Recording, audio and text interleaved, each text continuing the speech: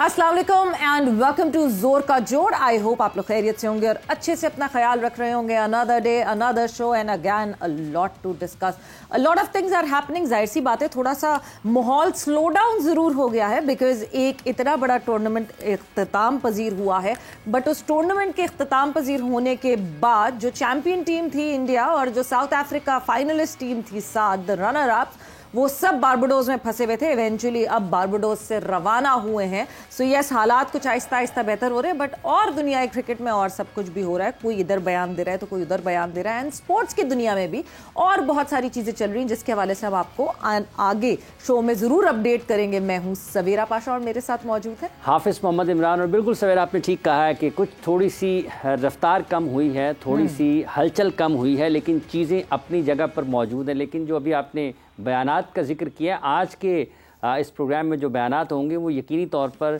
Pakistan cricket गो के अभी उस मकाम पर नज़र नहीं आती है, उतनी कामयाबियां नहीं है, लेकिन उसके बावजूद भी इस क्रिकेट की जो पाकिस्तान की क्रिकेट की अहमियत है ये आपको अभी कम होती दिखाई नहीं देगी। हम अगर खुद से कुछ खराबी ना करते चले जाएं तो वो एक अलग बात है, लेकिन आज भी इस नाकामी के बाद भी पाकिस्तान के क्रिकेट को लोग दुनिया में देखना चाहते हैं और यही इसकी अहमियत है, यही इसकी ताकत है। बिल्कुल, स्पाइस तो हम ऐड करते ही हैं, ऐसी तो कोई बात नहीं है कि पाकिस्तान क्रिकेट जो है उसकी इंपॉर्टेंस ना हो। और अभी सबसे ज़्यादा इंपॉर्टेंट फैक्टर ये है कि आईसीसी का अगला event is suppose to be played within Pakistan, तो जाहिर सी बात है और ज़्यादा अहमियत बढ़ जाती है। रिपोर्ट्स जा चुकी हैं, अब जो है पॉइंट सिर्फ ये है कि कौन कौन से मुल्क उस पर अग्री करेंगे, डिसएग्री करेंगे, क्या स्केड्यूलिंग में चेंजेस होंगी, हम उस पॉइंट पे पहुंच गए हैं। सो यस, उन चीज़ों का इंतज़ार है। एंड एंड ऑफ जुलाई में आई बिलीव आईसीसी की बोर्ड ऑफ गवर्नर्स की मीटिंग है जिसके अंदर जो है ये सब मिल बैठेंगे साथ एंड ऑब्वियसली उस पर फर्दर डिस्कशन होगी। मगर आज व्हाट्सएप इन स्पोर्ट्स में क्या क्या खबरें हम आपके लिए लाए हैं वो आपको बताते हैं। शुरुआत करते हैं व्हाट्सएप इन स्पोर्ट्स की। तो सबसे पहले अगर बात करें तो ऑब्वियसली जब T20 वर्ल्ड कप से इस तरह की कारकर्दगी करके पाकिस्तान टीम रवाना हुई, रुखसत हुई कि सुपर 8 में भी ना पहुंच सकी, तो सबकी रिपोर्ट्स आनी थी। एक जो मीडिया मैनेजर की रिपोर्ट थी वो भी हमने आपको बताया, जो टीम मैनेजर की रिपोर्ट थी उसके बारे में भी हमने आपको बताया था, but head coach Gary Kirsten की जो खुफिया रिपोर्ट थी उसकी भी कुछ खबरें जो हैं वो हमारे सामने आई हैं। जो चेयरमैन पीसीबी को गैरी कर्स्टन ने रिपोर्ट भेजी, उस रिपोर्ट में गैरी कर्स्टन का ये कहना था कि खिलाड़ियों के डिसिप्लिन, खिलाड़ियों की सोच और खेल की आगे पर उन्होंने बड़ी तफसील में बात की है। And head coach Gary Kirsten ने रिपोर्ट में खिलाड़ियों की फिटनेस पर भी सवाल उठाए हैं। तो चलो शुक्र हमारे अलावा किसी और ने भी फिटनेस पे सवाल उठाना शुरू किया। जराये के मुताबिक गैरी कर्स्टन ने नाकिस कारकर्दगी की वजूहात तफसीली तौर पर बयान की है और उन्होंने खिलाड़ियों के डिसिप्लिन और खेल की आगाही के हवाले से भी बड़ी तफसीली रिपोर्ट बनाई है। सो आई होप कि उसमें बेहतरी आए और उसमें चेंजेस आए। एंड यस, गैरी कर्स्टन को अब मुझे लगता है कि पूरा मौका मिलना चाहिए कि वो अपने हिसाब से टीम फॉर्मुलेट करें और टीम के उसूल बनाएं।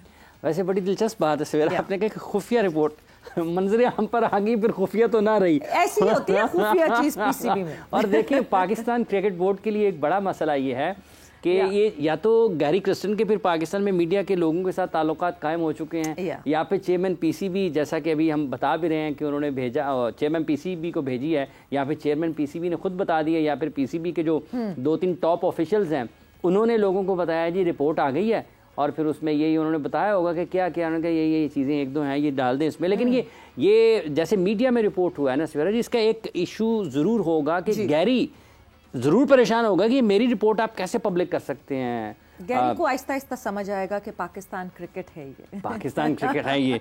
मिकी समझ गए थे, अब गैरी की बारी है। अब देखना ये है कि गैरी समझते हैं या नहीं समझते हैं, या फिर हम यहाँ के लोगों को कुछ अपना बदलना पड़ेगा। आगे बात जो अभी आपने शुरू में किया कि भारतीय टीम के हवाले से जो बारबाडोस में सूरत हाल थी, उस हवाले से कुछ अपडेट इस तरीके से है कि भारतीय टीम वर्ल्ड कप जीतने के बाद वापस रवाना हुई है, क्योंकि उनका जो शेड्यूल रवानगी थी वो मुतासर हुई इस वजह से क्योंकि वहाँ पर तूफान था समुद्री, जिस वजह से भारतीय टीम को रुकना पड़ा, साउथ अफ्रीका की टीम को भी रुकना पड़ा और पाकिस्तान और इंडिया के सहाफ़ियों को भी रुकना पड़ा। तो अब इत्तलात ये हैं कि भारतीय टीम एक खुसूसी तैयारे के ज़रिए से वतन वापस रवाना हुई है और इस तैयारे का बंदोबस्त किया गया कि उनको एक बराह रास्त जो फ़्लाइट है मेरा ख्याल वो वापस लेकर जाएगी। तो अब चूँकि चीज़ें बदली हैं, हालात मामूल पर आए हैं और भारतीय टीम अपने वतन वापस रवाना हो रही है। बिल्कुल जी, मोस्ट प्रॉब्ली कोई वेंसडे और थर्सडे के बीच की रात को जो है वो भारतीय टीम वहाँ पहुँचेगी एंड उसके बाद पूरा उनका एक प्लान है जिस पे उन्होंने जो है वो सेलिब्रेशन से मिलना है, फिर उसके बाद ओपन बस सेलिब्रेशन होनी है। मुंबई की सड़कों पे सुना है कि सेलिब्रेशन होगी। सो यस, फुटबॉल स्टाइल बिल्कुल सेलिब्रेट करना बनता है। बिल्कुल 11 साल बाद हाफिज अगर एक मुल्क जो है वो आईसीसी इवेंट जीता है एंड देन व्हाई नॉट, जिस तरह जीता है एक अनबीटेबल टीम जो कि फाइनल जीती है, तो सेलिब्रेट करना बिल्कुल बनता है। बस इस सारी चीज में एक और अच्छी बात ये थी क्योंकि उस तूफान की वजह से मीडिया भी वहां पे फंसा हुआ था, तो काफी मीडिया के लोग भी साथ ट्रैवल किए हैं टीम के। सो विच मीन्स ये बीसीसीआई ने स्पेशल परमिशन दिलवाई कि कुछ मीडिया के लोग भी जो हैं वो चार्टर्ड फ्लाइट में साथ ट्रैवल करेंगे। So which is very good. Boards को अपने मीडिया का ख्याल रखना चाहिए, बिल्कुल रखना चाहिए। मैं कुछ और वाकयात जिक्र नहीं करना चाहता जी। इतना भी ख्याल नहीं रखना चाहिए। बट मूविंग ऑन फर्दर, जब से 2022 वर्ल्ड T20 वर्ल्ड कप हुआ ऑस्ट्रेलिया में और पाकिस्तान इंडिया का मुकाबला हुआ MCG के मकाम पे, तब से क्रिकेट ऑस्ट्रेलिया जो है वो इसी कहीं ना कहीं ताक में है कि किसी तरह पाकिस्तान इंडिया का मुकाबला हो जाए। उस जमाने में भी, उस वक्त में भी जो है वो विक्टोरियन गवर्नमेंट ने, क्रिकेट ऑस्ट्रेलिया ने ये पेशकश की थी कि आप 5 टेस्ट मैचेस की सीरीज पाकिस्तान इंडिया जो है वो आके ऑस्ट्रेलिया में खेले। और अब फिर क्रिकेट ऑस्ट्रेलिया ने यह ख्वाहिश जाहिर की है कि एक ट्राई नेशन मुकाबला होना चाहिए जिसमें पाकिस्तान, इंडिया एंड ऑस्ट्रेलिया, जिस तरह हम अभी बात कर रहे थे, Pakistan can be never irrelevant because the kind of spice that Pakistan brings in, वो बिल्कुल ये सामने है। सो ऑनलाइन प्रेस कॉन्फ्रेंस करते हुए चीफ एग्जीक्यूटिव क्रिकेट ऑस्ट्रेलिया के निक हॉकले ने कहा कि पाकिस्तान और भारत रिवायती हरीफ टीमें हैं और उनके मुकाबलों के लिए बहुत जोश पाया जाता है। वो जोश उन्होंने देख लिया था T20 वर्ल्ड कप 2022 में।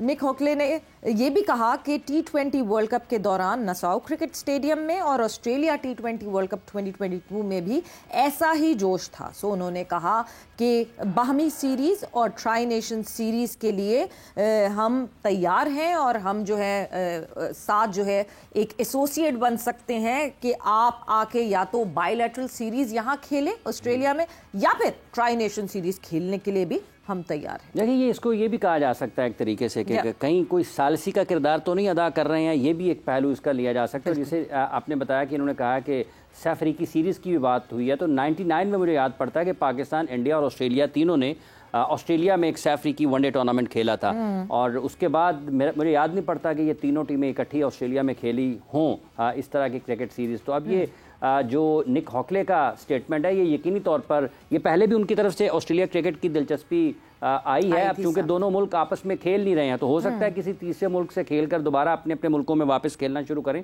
लेकिन बहरहाल ये खुश आइन चीज़ ज़रूर है और ये सबसे ज़्यादा अहम चीज़ ये है कि उनको 2022 का मेलबर्न का मैच अभी तक नहीं भूल रहा जो पाकिस्तान और इंडिया का हुआ था। और उस पर एक और काम ये हुआ कि यहाँ पर न्यूयॉर्क में भी हो गया। तो इसका मतलब ये है कि इंडिया पाकिस्तान का मैच दुनिया में आप लॉर्ड्स में कर लें, मेलबर्न में कर लें, न्यूयॉर्क में कर लें, अहमदाबाद में कर लें, आप बारबाडोस में कर लें, जहाँ भी जाएंगे इसका मतलब ये कि शायकीन बहुत ज़्यादा होंगे और यही लोगों को सबसे ज़्यादा कशिश लोगों के लिए होती है। बिल्कुल। सो मूविंग ऑन फर्दर, अगली खबर कुछ इस तरीके से है जी कि चीनी बैडमिंटन खिलाड़ी, और ये अफसोसनाक खबर है, चीन के जो बैडमिंटन खिलाड़ी हैं उनका खेल के दौरान ही दिल का उनको दौरा पड़ा, हार्ट अटैक हुआ और वो उनकी मौत वाक़या हुई है। योग्यकार्ता जो एक उनका सूबा है, उसमें एशियाई बैडमिंटन टूर्नामेंट के दौरान जो है 17 साला चीनी खिलाड़ी अचानक गिरे मैच के दौरान ही और उनकी मौत वाक़या हुई और वो वापस ज़िंदा हो न सके। उनको आखिरी सांस उन्होंने अपनी ज़िंदगी का जो वो खेल के मैदान में ही लिया। उनकी ये वीडियो भी सामने आई जिस पर लोग बहुत ज़्यादा अफसरदा हैं और जितने भी ताल्लुक़ रखते हैं इस खेल के मैदान से, इस खेल से और दीगर जो उनकी शख्सियात हैं, वो इस अपने नौजवान खिलाड़ी की मौत पर अफसोस का इजहार कर रही हैं। ये एक अफसोसनाक खबर है जो आज के इस शो में हम आपके सामने रख रहे हैं, आपके साथ शेयर कर रहे हैं। तो ये एक अफसोसनाक खबर है। बिल्कुल। एक एथलीट, जितना उस एथलीट के ऊपर एफर्ट होता है, जितना उस एथलीट के ऊपर इन्वेस्ट किया जाता है और फिर एक जाना obviously that is always painful. So yes, उनकी फैमिली के लिए हम सबकी विशेस हैं उनको कि वो फिल ह्यूज को माइक जब ऑस्ट्रेलियन क्रिकेटर थे उनको बॉल लगा था और उसके बाद फिर कंकशन का रूल आया था, तो वो भी खेल के मैदान में ही उनकी भी मौत वाक़ई हुई थी। तो ये बड़ी अफसोसनाक सूरत हाल होती है इस किस्म की, और बिलखुसूस जो एथलीट हैं दुनिया भर के, क्योंकि एक दूसरे से मिलते रहते हैं, इनके लिए मुश्किल वक्त ज़रूर होता है। बिल्कुल जी। मूविंग ऑन फर्दर, और जब हम बात करते हैं सीरियसनेस की, तो एक रिपोर्ट आती है एक बांग्लादेशी खिलाड़ी की, तस्कीन अहमद, किसी से ढका छुपा नाम नहीं है। एक रिपोर्ट उनके लिए आती है कि वो क्यों भारत के खिलाफ T20 वर्ल्ड कप में नहीं खेले थे, तो पता ये चला कि वो सोते रह गए थे और वो उन्होंने टीम बस मिस कर दी थी। बट इन कॉन्ट्ररी जब उनसे ये बात पूछी गई तो उन्होंने कहा ऐसा बिल्कुल भी नहीं था, मैंने टीम बस जरूर मिस कर दी थी, बट कोई 30 या 40 मिनट्स पहले जो है मैं स्टेडियम पहुंच गया था, बट ये वजह नहीं थी कि मैंने मैच नहीं खेला। बट जो मीडिया है वो यही रिपोर्ट करता है कि क्योंकि वो टाइमली टीम बस में बैठे नहीं थे, that was the reason of him being dropped in that match. अच्छा, जफर गौहर पाकिस्तान के क्रिकेटर थे, उनके बारे में भी एक खबर ये आई थी कि वो भी सोते रह गए और उनका टेस्ट मैच मिस हो गया, बाद में उनको टेस्ट मैच मिला, लेकिन वो भी उसकी दूसरी कहानी कोई और ही बताते हैं, वो कुछ और बताते हैं। मगर मोहम्मद हफीज कोई और कहानी नहीं बता सकते कि वो कॉफी पीते रहे और फ्लाइट मिस हो गई, बट वो उनका डेब्यू नहीं था अभी रिसेंटली। तो ये बहरहाल ये इनके लिए भी नींद का मामला रहा, जफर गौहर के साथ भी नींद का मामला रहा, लेकिन दोनों खिलाड़ी बाद में कुछ और स्टोरी बताते हैं। दूसरी अगली खबर ये है जी कि ये पाकिस्तान की जो शूटर हैं कुशमाला तलत, उन्होंने थाईलैंड में शूटिंग चैंपियनशिप में सोने का तमगा जीता, और ये पाकिस्तान के लिए एक अच्छी खबर है। बैंकॉक में होने वाले इस इवेंट में कुशमाला तलत ने 25 मीटर पिस्टल में अपनी बर्तरी साबित करके मुल्क का नाम रोशन किया है और उनका मजमूई स्कोर 575 रहा। एशियन गेम्स की ब्रॉन्ज मेडलिस्ट हैं कुशमाला, जो कि जकार्ता एशियन शूटिंग चैंपियनशिप में भी सिल्वर मेडल जीत चुकी हैं, और इन्होंने इन कामयाबियों के बाद पेरिस ओलंपिक्स के लिए भी क्वालिफाई किया था। बिल्कुल, and we have all our support with Kushmala, and I hope कि हमें इस दफ़ा ओलंपिक्स में जो उम्मीदें हैं वो और बढ़ती हुई दिखें, बिकॉज कांसी का तमगा उन्होंने लास्ट टाइम जीता था, और अब आर ऑल बेस्ट विशेस कि हमें वो गोल्ड मेडल ला कर दें। और जब हम अभी आगे शो में ब्रेक पर जाएंगे और ब्रेक से वापस आएंगे तो कुशमाला हमारे शो का हिस्सा भी होंगी। बट मूविंग ऑन फर्दर, और व्हाट्सएप इन स्पोर्ट्स में राना सनाउल्लाह क्या कहते हैं। राना सनाउल्लाह का कहना है कि पाकिस्तान क्रिकेट बोर्ड का क्या रोना, खेलों की हर फेडरेशन पर रिटायर्ड लोग काबिज हैं, तो अगर रिटायर्ड लोग काबिज हैं तो राना सनाउल्लाह साहब आप ही कुछ कीजिए और कुछ बेहतरी लाने की कोशिश कीजिए, बिकॉज हम तो बहुत दफ़ा इस बात पे आवाज़ उठा चुके हैं। राना सनाउल्लाह का कहना था कि बदकिस्मती है कि 25 करोड़ की आबादी में ओलंपिक्स के लिए सिर्फ 3 या 4 एथलीट्स क्वालिफाई कर पाए हैं। उन्होंने कहा कि आइंदा स्पोर्ट्स फेडरेशन की कारकर्दगी जांचने के लिए हदफ तय कर दिए हैं। और राना सनाउल्लाह का यह भी कहना था कि आलमी मुकाबलों में प्लेयर्स का मेडल जीतना दूर की बात, कम से कम फेडरेशंस खिलाड़ियों को क्वालिफाई तो करवाएं, वरना ओहदे छोड़ दें, और जो क्वालिफाइड खिलाड़ी हैं उनको एटलीस्ट प्रॉपर ट्रेनिंग तो दें, बिकॉज हम तो ये रोना सुनते रहते हैं सारे वक्त कि जो प्लेयर्स ओलंपिक्स में जा भी रहे हैं उनको प्रॉपर ट्रेनिंग मिल नहीं रही। ये जैसे अभी राना साहब ने कहा ना सफीरा कि किस्से का कहें तो मुझे ना जॉन एलिया याद आते हैं। उन्होंने कहा था कि किससे इजहार मुद्दा कीजिए, आप मिलते ही नहीं, क्या कीजिए। राना साहब, अगर दीगर जो खेलों की फेडरेशंस हैं अगर वहाँ पर रिटायर्ड लोग मौजूद हैं, पाकिस्तान क्रिकेट बोर्ड में तो एक पॉलिटिशियन ही है ना, सेनेटर साहब हैं, वो वहाँ पर मौजूद हैं, उसका ही कुछ कर लें अगर आपको लगता है कि पाकिस्तान की दीगर खेलों में कुछ नहीं हो सकता। लेकिन जैसे वो मुशीर हैं IPC मिनिस्ट्री के, जिसका उन्होंने जिक्र भी किया है कि पाकिस्तान में जो दीगर फेडरेशन जिनको कोई हाल नहीं है और आप मेडल जीतना तो दूर की बात है, हालात बहुत ख़राब है। तो बुनियादी तौर पर तो ये चीज़ें सबके सामने है। हुकूमत का काम यह है कि आपने उन मामलात को, उन हालात को ठीक करना है, बेहतर करना है। अभी कुशमाला का हम जिक्र कर रहे हैं, ये पेरिस ओलंपिक्स के लिए जा रही हैं, बुलाए इनको हुकूमत, जो लोग जिन्होंने क्वालिफाई किया है पेरिस ओलंपिक्स के लिए, उन एथलीट्स को इस तरह से मिसाल बनाए कि आने वाले ओलंपिक्स के लिए न सिर्फ ये लोग अपने और एक पूरी की पूरी जनरेशन को इंस्पायर करें, बल्कि उसके साथ साथ जो आपका प्राइवेट सेक्टर है वो भी आगे आए। तो ये इसके रोने धोने से बनना कुछ नहीं है, आपको अमली तौर पर इकदाम उठाना पड़ेंगे। और जो आपकी क्रिकेट का हाल है, जो आपकी हॉकी का हाल है, जो आपकी बैडमिंटन का, स्विमिंग का, रेसलिंग का, आपकी हर फेडरेशन का हाल है, उसको आपको बेहतर करना पड़ेगा।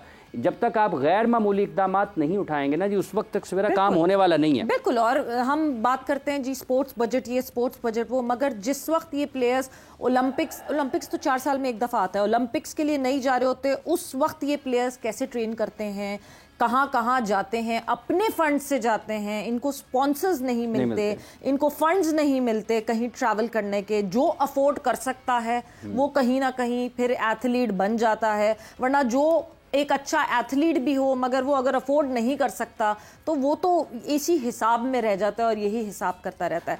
तो ऑब्वियसली हमारी आईपीसी मिनिस्ट्री को इस पे देखना चाहिए, इस पे फोकस करना चाहिए, अकाउंटेबिलिटी करनी चाहिए। हम वक्तन फवक्तन ये बात करते रहे हैं कि पाकिस्तान स्पोर्ट की एक बहुत बड़ी जिम्मेदारी है, जिस बहुत बड़ी जिम्मेदारी को वो शायद थोड़ा सा भी पूरा नहीं कर रहे हैं। बिल्कुल सवेरा, ये जैसे अभी इन्होंने जिक्र किया है दीगर खेलों का, एक बात खुश आयद है कि कम अज़ कम कोई मुशीर वजीर साहब ज़रूर हैं जिन्होंने दीगर खेलों का जिक्र किया है। अब यहाँ से बात आपको आगे बढ़ाने की ज़रूरत है, क्योंकि एक मुंतखब हुकूमत है जो कि एक जमहूरी निज़ाम के तहत पाकिस्तान में काम कर रही है।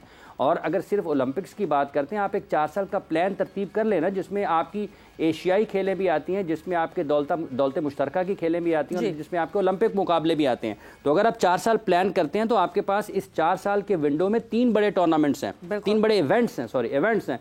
तो अगर आप उनको प्लान करते हैं तो कुछ ना कुछ तो हुकूमत की इनपुट होनी चाहिए ना, कि ओलंपिक एसोसिएशन कुछ नहीं कर रही है तो पाकिस्तान स्पोर्ट्स बोर्ड क्या कर रहा है। वो फुटबॉल के मुकाबले होना होते हैं, वो कहते हैं जी वहाँ पर हमें कोई ग्राउंड नहीं मिल रहा, कोई लाइट्स नहीं लग रही हैं, कोई लाइट्स के लिए हमने एक बिड की हुई है, उसके लिए कुछ चीज़ें आगे नहीं बढ़ रही हैं। तो ये सबको मिलकर अपना किरदार अदा करना है। और खेलों को आप ये मत समझें कि आज के दौर में ये खेलें हैं, ये आपकी इकॉनमी को बहुत मदद दे सकती हैं, मईशत को मजबूत कर सकती हैं। ये जो क्रिकेट ऑस्ट्रेलिया बात कर रहा है, बार बार क्यों कर रहा है, बार क्यों बात कर रहा है, ये इसके ऊपर तवज्जो देने की जरूरत है कि अगर क्रिकेट ऑस्ट्रेलिया पाकिस्तान इंडिया को होस्ट करने की बात कर रहा है ना, तो सिर्फ खेल से मोहब्बत नहीं है, बहुत बड़ा रेवेन्यू है, ज़रे मुबादला है, पैसे बहुत आते हैं। तो इस अंदाज से भी खेलों को जरूर देखने की जरूरत है। जाहिर सी बात है। और इस तरह कितनी सारी जॉब्स ओपन होती हैं ऑब्वियसली, जब यहाँ पे खेल होंगे तो कितने लोग ट्रैवल करेंगे, एंगेज होंगे। आपका हॉस्पिटलिटी जो डिपार्टमेंट है, जो एरिया है, वो फ्लरिश करेगा। There's so many things connected to it। अभी हम चैंपियंस ट्रॉफी की बात कर रहे हैं। चैंपियंस ट्रॉफी इंशाल्लाह जिस वक्त पाकिस्तान में होगी उस वक्त कितनी और चीज़ें फ्लरिश करेंगी, आपके टूरिज्म बढ़ेगी, आपका हॉस्पिटैलिटी डिपार्टमेंट बढ़ेगा, आपके और ट्रांसपोर्ट, होटलिंग, जितनी भी आपकी सबसे बड़ा आपका कल्चर दुनिया के सामने जाएगा। लोग आएंगे, लाहौर में घूमेंगे, रावलपिंडी में घूमेंगे, कराची में घूमेंगे, आपके वो जो आप पाकिस्तान में देखने के लिए आएंगे वो एक तरह से एक सफीर के तौर पर पाकिस्तान से वापस जाएंगे। बिल्कुल। बट चैंपियंस ट्रॉफी का कुछ आया थोड़ा सा प्लान सामने, कौन से शहर में कितने मैचेस होंगे ये भी आपको बताएंगे। मगर जाएंगे इस वक्त ब्रेक पर, और ब्रेक से जब वापस आएंगे तो कशमाला तलत की हमने अभी बात की आपसे व्हाट्सएप इन स्पोर्ट्स में, और ब्रेक से जब वापस आएंगे तो कशमाला तलत हमारे साथ यहाँ पे मौजूद होंगी, उनसे करेंगे गुफ्तगू और उनकी जर्नी टू पेरिस ओलंपिक्स वो जानेंगे उनसे आफ्टर द शॉर्ट ब्रेक।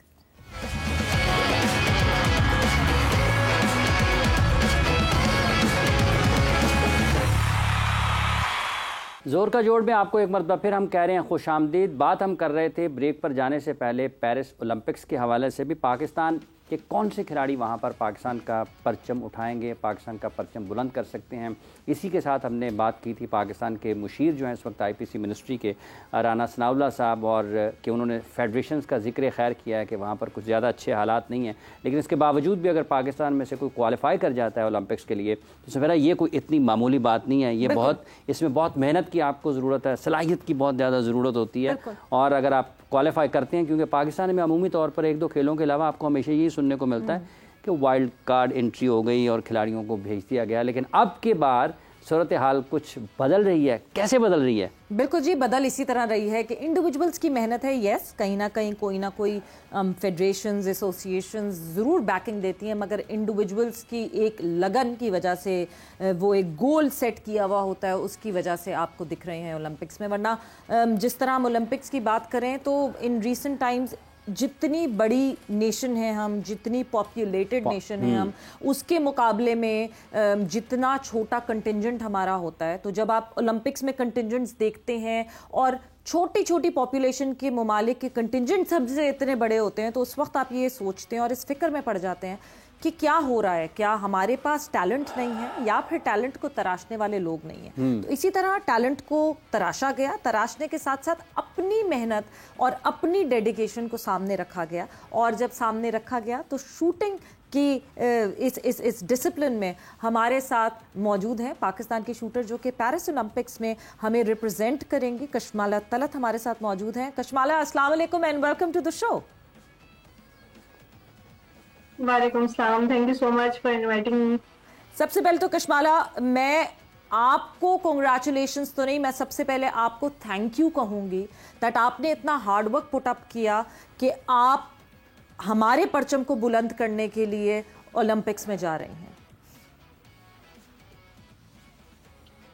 बिल्कुल, मैं इस चीज़ पे मैं सबसे पहले अल्लाह का शुक्र अदा करती हूँ कि अल्लाह ने अगर मुझे कोई टैलेंट दिया था और उसको मैंने सही तरह इस्तेमाल किया है, तो अल्लाह ने मुझे इतनी सलाहियत दी है कि मैं अपने मुल्क को रिप्रेजेंट कर सकूँ और इतने बड़े लेवल तक रिप्रेजेंट कर सकूँ।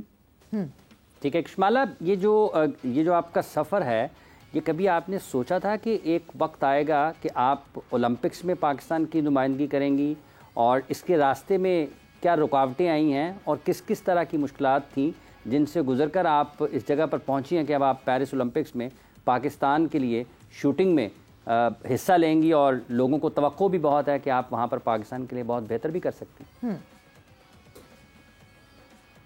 बिल्कुल, जब मैंने स्टार्ट की थी तब तो एज अ हॉबी स्टार्ट की थी, और एज सच मुझे कोई आइडिया नहीं था कि मैं इतने बड़े लेवल तक पार्टिसिपेट कर सकूंगी। लेकिन विद टाइम, विद अवेयरनेस, जैसे जैसे ट्रेनिंग हुई, कोचेस ने अपना बिलीव मुझ पे शो किया, मेरे टैलेंट को पॉलिश किया, उसको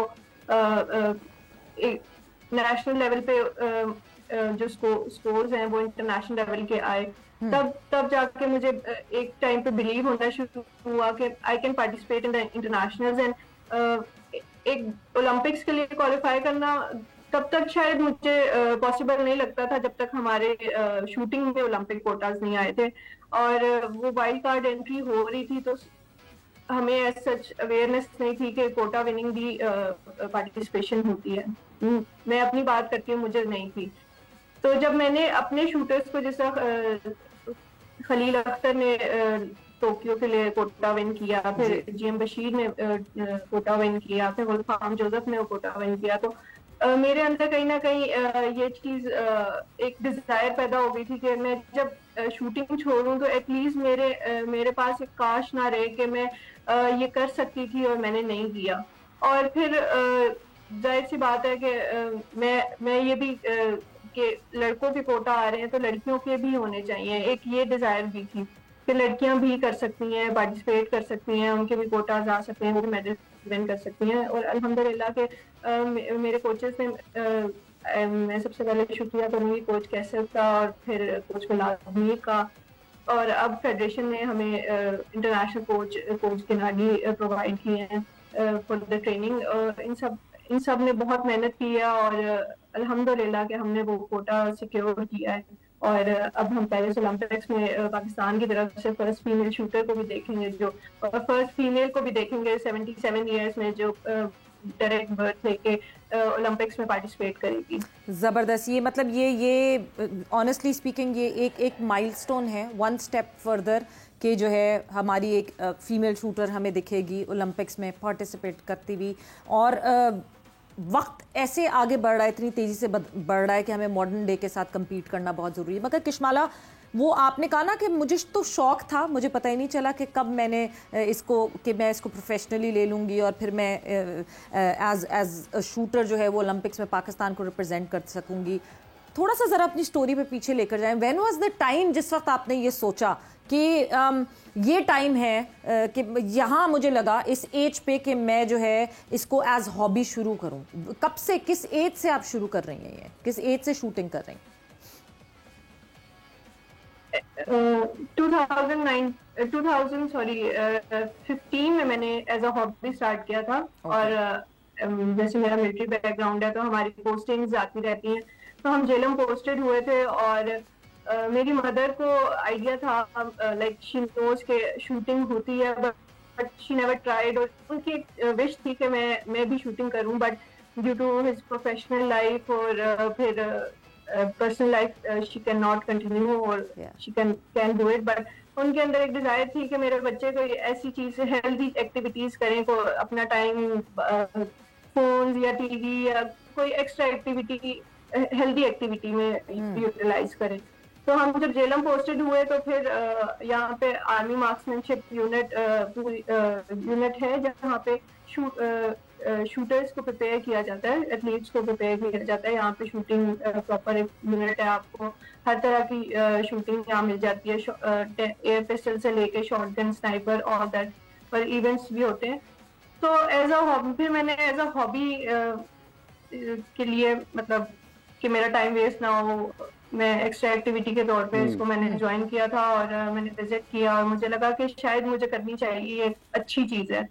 और बिल्कुल विद टाइम मुझे इस चीज़ का एहसास हुआ कि मेरी फोकस, कंसंट्रेशन, डिसिप्लिन, मेरी लाइफस्टाइल पे बहुत ज़्यादा इसका पॉजिटिव इफेक्ट भी हुआ है। सो 2015 में तो मैं आई थिंक सो 13 या 14 ईयर्स की थी और जब मैंने शूटिंग स्टार्ट की थी। Now I am 22। तो उसके बाद आई थिंक सो जो फर्स्ट ब्रेक थ्रू था मेरे लिए वो साउथ एशियन गेम्स थी 2019 में। उसमें मैंने टीम सिल्वर लिया था और उस टाइम जब पाकिस्तान का फ्लैग ऊपर जा रहा था तो उस टाइम मुझे लगा था कि यार समडे मेरी, मतलब हमारा फ्लैग, लाइक जो गोल्ड मेडलिस्ट होता है उनका फ्लैग होता है और उनका नेशनल एंथम होता है, तो शायद वो डिजायर वहां से शुरू हुई थी कि I want to see my flag on the first position, on the top first position or the top of the flags and हमारा national anthem play हो। वो feeling I think so, वो feeling describe नहीं हो सकती, it gave me goosebumps। तो हमेशा मतलब मेरी ये चीज रही है और जब भी मैंने इंटरनेशनल में पार्टिसिपेट किया है, जब भी मैंने अपने फ्लैग को ऊपर जाते हुए देखा है, तो आई फील द सेम।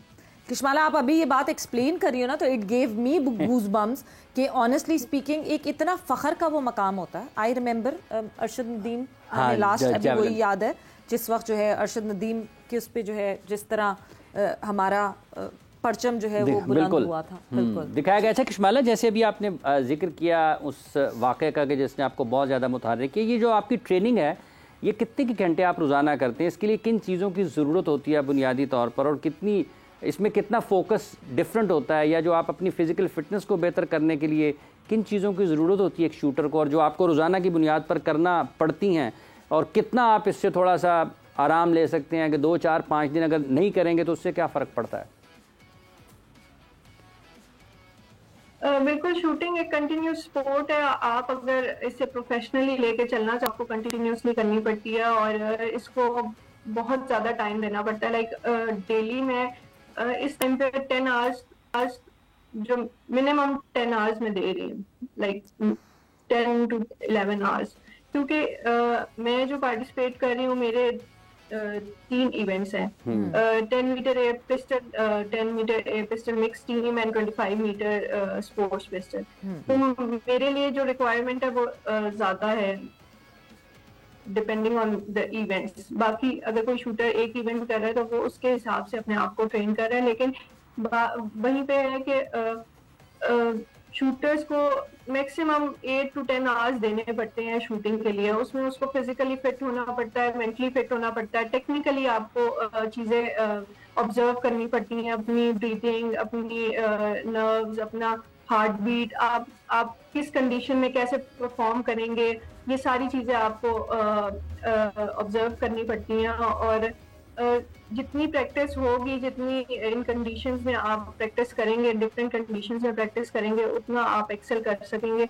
और इसके अलावा हम लोग अपने आप को काम करने के लिए, फोकस रहने के लिए, कंसंट्रेशन इंक्रीज करने के लिए मेडिटेशन करते हैं, कैंडल एक्सरसाइजेस करते हैं, और उसके अलावा जो नॉर्मल फिजिकल एक्सरसाइजेस हैं, जाहिर सी बात है स्ट्रेंथ और एंड्योरेंस बढ़ाने के लिए। बट किशमाला, अगर मैं ऑब्वियसली आप जो हैं पिछले ओलंपिक्स में भी जहाँ शूटिंग के जो इवेंट्स होते हैं ऑब्वियसली आप वहाँ वो भी देखती होंगी, उनसे भी इंस्पायर होती होंगी। कोई ऐसी चीज़ जो आपको लगता है कि आप अभी तक उस तक पहुंची नहीं है, आप वहाँ लैक कर रही हैं और ओलंपिक्स से पहले you need to achieve that target, कि आप जब वहाँ जाके उस जगह पे खड़ी हों तो आप बहुत आराम से, बहुत कन्विंसिंग तरीके से पोडियम अचीव कर सकें?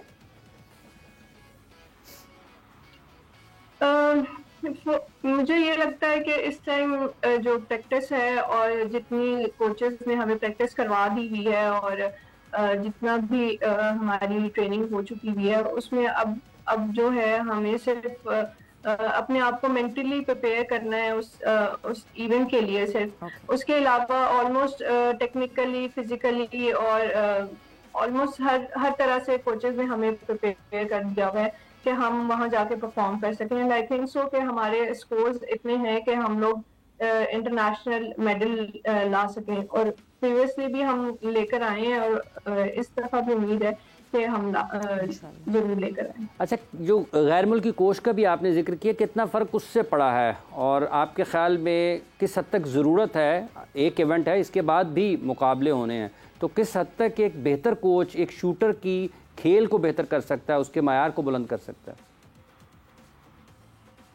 बिल्कुल, कोचेस का बहुत बड़ा रोल रहा है मेरी लाइफ में, और हर एथलीट की लाइफ में कोचेस का बहुत बड़ा रोल रहता है। और आई थिंक सो अगर फर्स्ट मैं ये कहूंगी कि पाकिस्तानी कोच भी उतने ही टैलेंटेड हैं जितने इंटरनेशनल कोचेस हैं। Just they need the coaching courses and all that, कि एक सर्टिफिकेशन हो जाए ताकि वो उस लेवल पे खड़े हो सके। उसके अलावा इंटरनेशनल कोचेस बिल्कुल आपको एनहांस करते हैं, आपको एडवांसमेंट सिखाते हैं सब कुछ, और उन द वे दे ट्रेन के वो हर शूटर को देखते हैं, लाइक हर एथलीट को देखेंगे, उनकी जो पर्सनैलिटी है या उनका जो वे ऑफ ट्रेनिंग है, उसके हिसाब से वो लोग उनको ट्रेन करते हैं। लाइक अगर स्पेसिफिकली अगर सिंगल कोच है या फिर कुछ एथलीट्स के लिए या कुछ शूटर्स के लिए स्पेसिफिक कोच हैं या कुछ के लिए, तो वो एथलीट के हिसाब से आपको एथलीट को उसके हिसाब से प्रिपेयर करते हैं, उसकी पर्सनैलिटी के हिसाब से, और उसके अलावा इवेंट के हिसाब से कि इसके अंदर कितनी कैपेबिलिटी है और वो किस हद तक कर सकता है, वो जरूर इस चीज को मेजर करते हैं और उसके अकॉर्डिंगली प्रिपेयर करते हैं।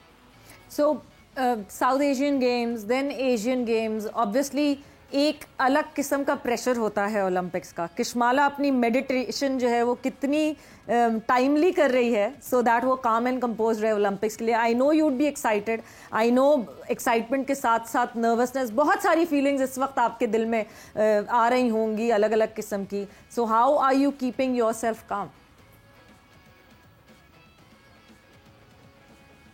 आई थिंक सो कि मैं अल्लाह का शुक्र है कि अभी तक काम ही हूँ, क्योंकि मुझे हम लोगों ने वर्ल्ड कप्स खेले हुए हैं, ISSF वर्ल्ड कप्स खेले हुए हैं, और उसमें मेरी परफॉर्मेंस इस लेवल तक रही है कि हम टॉप 8 टॉप 10 शूटर्स में मैं रही हूँ।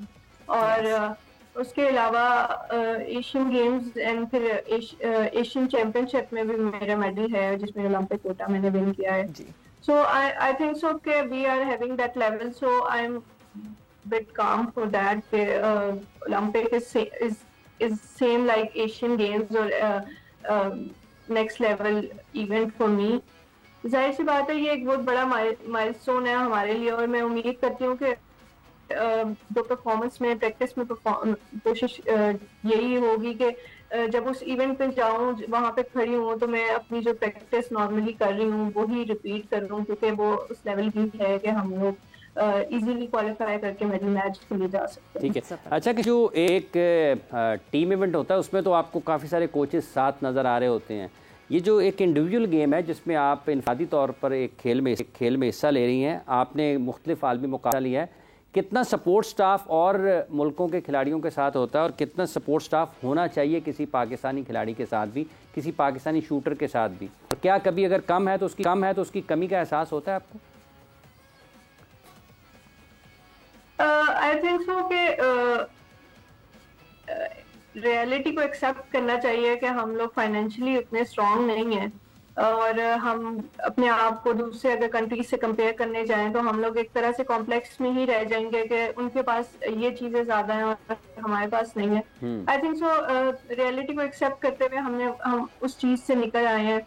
एंड जब बड़े इवेंट्स होते हैं लाइक एशियन गेम्स हो गई, ओलंपिक्स हो गया, उसके अलावा साउथ एशियन गेम्स हो गए, हमारे साथ स्टाफ जाता है, स्पोर्टिंग स्टाफ भी जाता है, मेडिकल स्टाफ भी जाता है, सब अवेलेबिलिटीज होती हैं। इसके अलावा अगर हम वर्ल्ड कप्स या इंटरनेशनल लेवल्स पे जो हम एशियन चैंपियनशिप्स हो गए या ISSF के वर्ल्ड कप हो गए, तो उन इवेंट्स में अगर हमारे साथ लाइक उस टाइम पे हमें शायद कोच हमारे साथ होते हैं, और मेडिकल स्टाफ अगर नहीं भी है तो हमारे पास वहाँ पे अवेलेबिलिटी होती है कि जो होस्ट कंट्री होता है वो या ISSF होता है वो मेडिकल स्टाफ प्रोवाइड करता है। तो आई थिंक सो कि बाकी मुल्कों के साथ ये हर तरह का स्टाफ ट्रेवल कर रहा होता है, लेकिन वही बात है कि हम लोग फाइनेंशियली उस लेवल तक नहीं है कि हम इतने सारे स्टाफ को या मेंबर्स को ट्रेवल करवा सकें। तो आई थिंक सो कि एथलीट्स को मौका मिल रहा है, वो पार्टिसिपेट कर रहे हैं, यही बहुत बड़ी बात है। एंड आई थिंक सो कि हमें उस कॉम्प्लेक्स से थोड़ा सा निकल आना चाहिए कि हमारे साथ ये भी हो, ये स्टाफ भी हो या ये स्टाफ भी हो। आई थिंक सो कि एथलीट की पार्टिसिपेशन और उसको जो अपॉर्चुनिटी मिल रही है वो अवेल करना ज्यादा जरूरी है। वेरी ब्रिलियंट किशमाला, मतलब 22 साल की उम्र में बहुत बहुत मैच्योर सोच है आपकी। एंड आई होप कि इसी तरह मैच्योरिटी आपकी खेल में भी बढ़ती रहे और आपकी सोच में भी बढ़ती रहे। But thanks a lot for being with us and all the very best for Paris Olympics. हमारी तरफ से आपको बहुत बहुत सारी, एंड आई होप कि आप पाकिस्तान का नाम बहुत ज़्यादा रोशन करें। देखिए, अभी यहीं से ये पैगाम है। अभी उन्होंने एक अपने तौर पर बड़ी अच्छी बात की है कि हमें उस एहसास कमतरी से निकलना चाहिए, लेकिन बुनियादी तौर पर ये ज़रूरत है जिसको हुकूमत को पूरा करना चाहिए। बिल्कुल, हुकूमत को वो ज़रूरत ज़रूर पूरी करनी चाहिए। बट जिस तरह एक एथलीट ये कह रहा है कि हमें अपनी इंफीरियॉरिटी कॉम्प्लेक्स से निकलना चाहिए, ये एक सोचने की ज़रूरत है। और जिस तरह राना सनाउल्लाह साहब की हमने बात की थी, उनको भी सोचने की ज़रूरत है। वक्त ख़त्म हो गया है यहाँ पे। सवेरा और इमरान को इजाज़त दीजिए, अपना बहुत ख्याल रखिएगा। टेक केयर, बाय बाय, अल्लाह हाफ़िज़।